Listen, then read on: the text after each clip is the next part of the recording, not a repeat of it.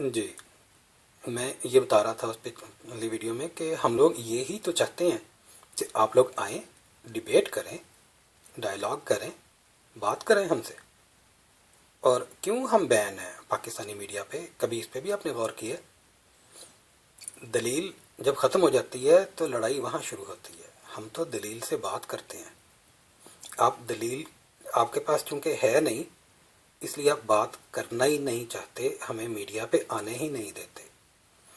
اچھا، ایک اور آپ سے میں بات پوچھتا ہوں، میری اور آپ کی کسی بات پہ لڑائی ہو جائے، جھگڑا ہو، اور ہم دونوں کہیں کہ جو چلو ٹھیک ہے، فلاں صاحبان اور فلاں صاحبان جو ہیں وہ ہمارے جج مقرر ہیں، ہمارا فیصلہ کر دیں، ایک کمرے میں جا کے ہم بیٹھ جائیں اور باہر آئیں اور ججز تو کچھ بھی نہ بولیں اور فیصلہ ایک دے دیں کہ جی وقار زکا صاحب ون کر گئے ہیں یہ معاملہ، اور وقار زکا صاحب نے نعرے بھی مارنے شروع کر دیے، ان کے لوگوں نے کندھے پہ بھی اٹھا لیا انہیں، اور میں وہاں پہ صرف یہی کہتا ہوں کہ بھئی اگر یہ جیت گئے ہیں تو جو اندر کارروائی ہوئی ہے اس کارروائی کو کی ہر چیز کو ڈیٹیل میں محفوظ کیا گیا ہے، اس کارروائی کو سامنے لائیں، آپ سارے جان جائیں گے کہ اندر بات کیا ہوئی اور فیصلہ ججز نے صحیح کیا یا غلط۔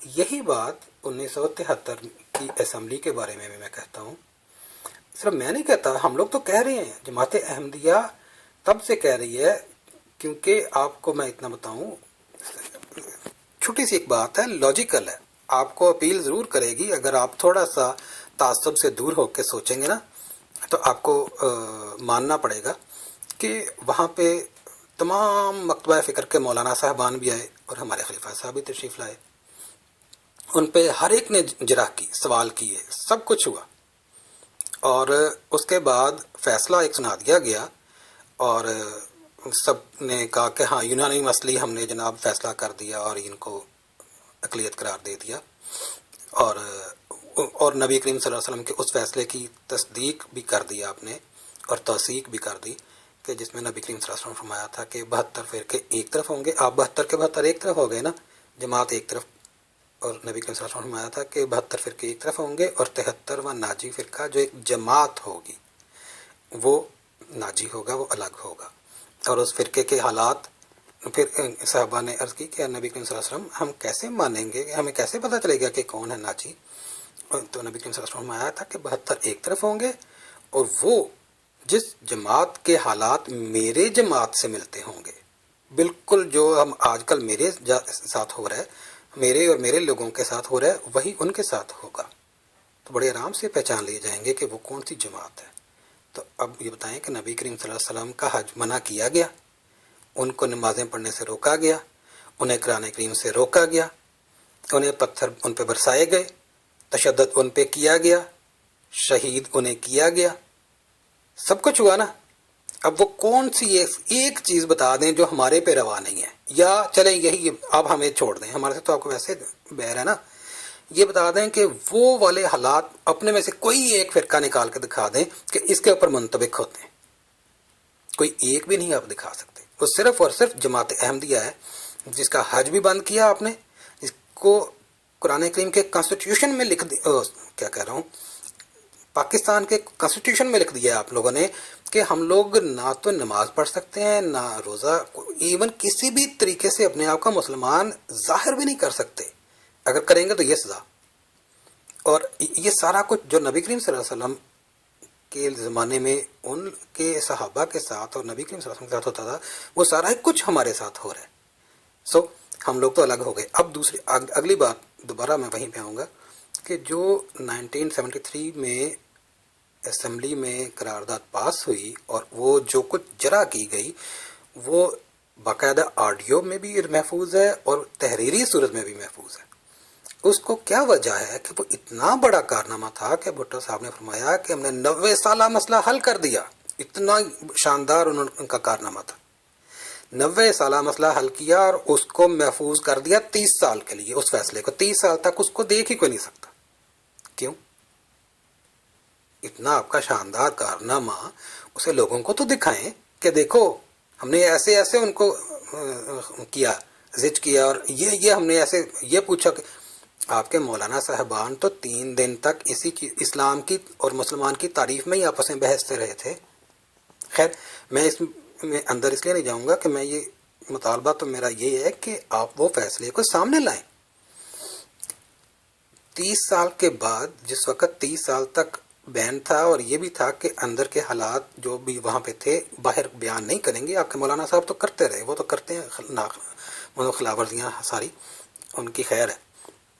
لیکن 30 سال گزرنے کے بعد پھر جماعت نے مطالبہ کیا کہ اب 30 سال گزر چکے، اب اس کے اوپر سے بین لفٹ کرو اور اوپن کرو اس کو، اصل مسودے کو.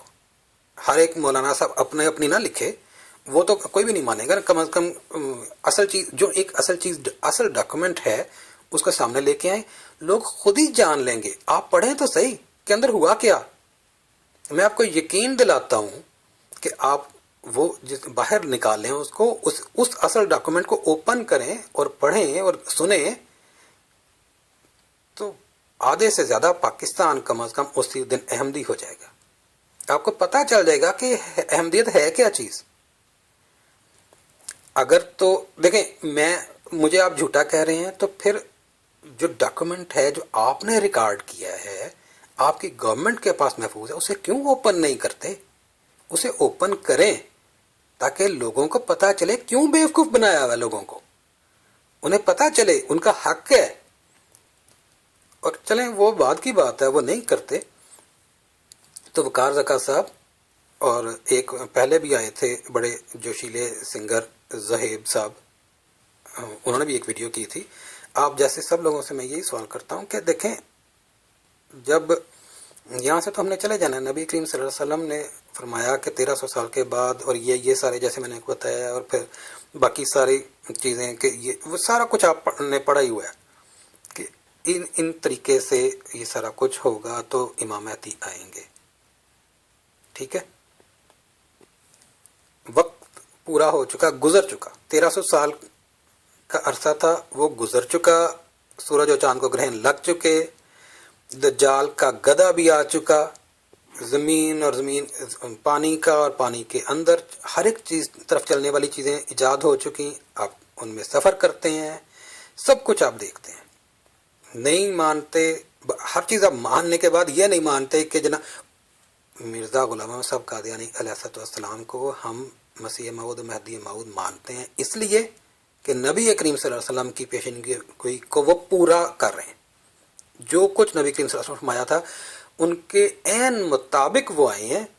ہم نے انہیں مان لیا، آپ نہ مانیں، لیکن یہ تو آپ کو ماننا پڑے گا نا کہ نبی کریم صلی اللہ علیہ وسلم نے جو فرمایا تھا وہ پورا ہو چکا. پھر آپ کوئی اور ڈھونڈیں، پھر آپ کو کوئی اور ڈھونڈنا پڑے گا اور ڈھونڈ کے اسے ماننا پڑے گا. ایک دیکھیں چھوٹی سی مثال دیتا ہوں کہ میں اور آپ کمرہ امتحان میں جاتے ہیں،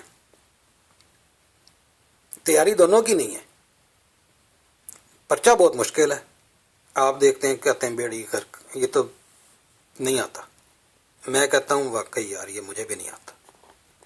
آپ پرچہ بلینک چھوڑ کے آ جاتے ہیں، میں اس پہ سٹوریاں لکھنا شروع کر دیتا ہوں، یا ممتحن سے کوئی گزارشات ہی کر دیتا ہوں کہ ابھی اگر پاس کر دے تو کیا بات ہے. تو اس طرح کی چیزیں لکھ لوں کہ نا کچھ آ جاتا ہوں. تو بعد میں اعلان ہو جائے کہ گورنمنٹ کے کہ بھئی اس بار ساروں کو معاف کیا، جس نے پیپر دیا ہے ان ساروں کو پاس کر دو. تو ممتحن کے پاس میرا تو جواز بنے گا کہ میں نے پیپر دیا، اس پہ کچھ بھی لکھا، مجھے تو پاس کرے گا. آپ کو کس جواز کے تحت وہ پاس کرے گا؟ آپ نے تو پیپر ہی نہیں دیا.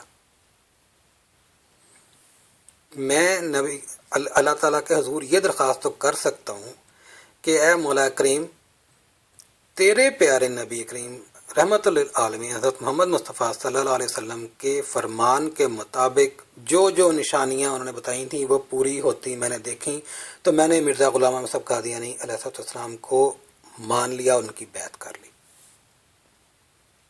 ان کے علاوہ کوئی اور ہے ہی نہیں تھا. صدی گزر گئی، 1.5 صدی گزر گئی.